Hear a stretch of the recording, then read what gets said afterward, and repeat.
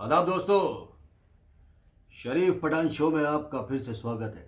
खुशामदीद दोस्तों। माफ़ी चाहता हूँ, काफ़ी अरसे बाद आया हूँ। क्या करूँ, तबीयत बहुत ख़राब था। बॉडी में सिर्फ 3% खून बचा था और अल्लाह का करम है, मोहब्बत है, दुआएं हैं, आप लोगों के सामने दोबारा आया हूँ। तबीयत ठीक हुआ, उसके बाद में मैंने देखा अखबारों में, मीडिया में, हर जगह इस वक्त हमारे मुल्क में एक ही चर्चा है, किसान किसान किसान। एक ऐसा तबका जो हमारे देश का हीरो है।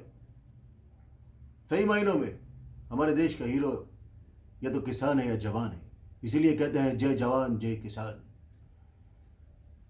इसके मद्देनज़र दोस्तों, मैंने एक किसान को अपने शो में बुलाया है।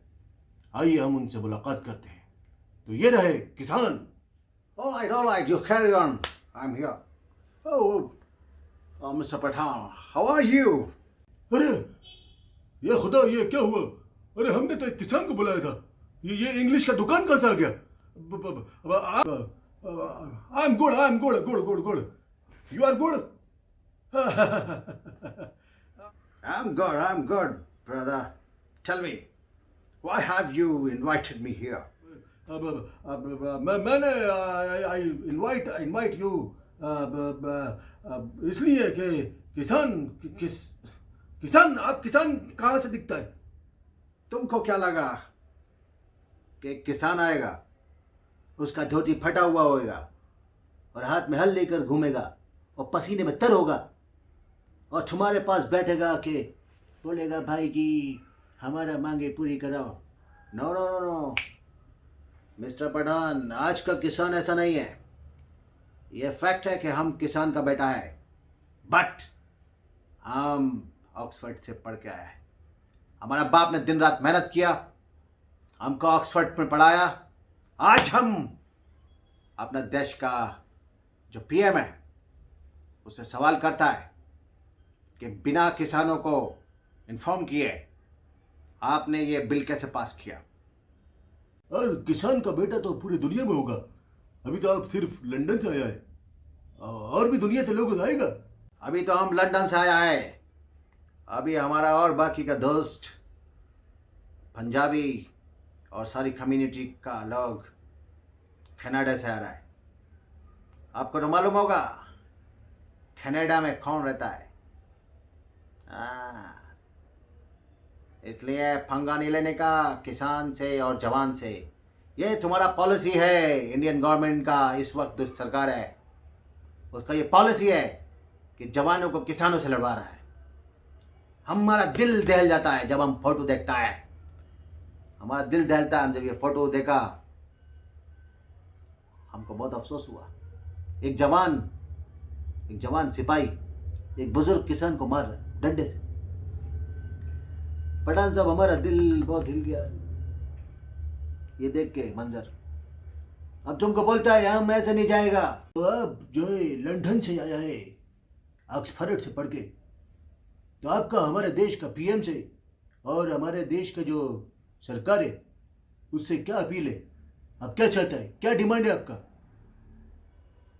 जो हमारा देश का ये गवर्नमेंट है जवानों का डंडा किसानों को दिखा रहा है। बहुत जल्दी तुमको हम दिखाएगा, ऐसा दिन आने वाला है। ऐसा दिन आएगा यही डंडा इनके घुस जाएगा। बहुत गलत, बहुत गलत। किसानों से कभी पंगा नहीं लेना चाहिए। हम अपना स्टडी छोड़ के इधर आया है, हम भी बैठेगा उधर किसान के साथ में बैठेगा। तुमको अगर हमको हटाना है तो सबसे पहले वो बिल पास जो तुमने किया है उसको वापस लेना पड़ेगा। और तुम ये मत बोलो कि किसान भ्रम में है। हम इसीलिए तुम्हारे शो में आया है कि हम इंडियन गवर्नमेंट को ये मैसेज पहुंचाना चाहता है कि किसान अब वो किसान नहीं रहा जो हाथों में हल लेकर और गंदे कपड़े पहनकर धोती में और ऐसे करके तुम्हारे आगे हाथ जोड़ेगा। न, तुम्हारा गलत फहमी है। अब किसान तुम्हें कलम से जवाब देगा, उसका हल तो जवाब देगा ही, मगर किसान का बेटा अपने कलम से जवाब देगा। तो तुमको कैसे पता चला कि इंडिया में ये सब हो रहा है? तुम तो लंदन में ऑक्सफोर्ड में ही पढ़ा था। हम तुमको क्या बताएं?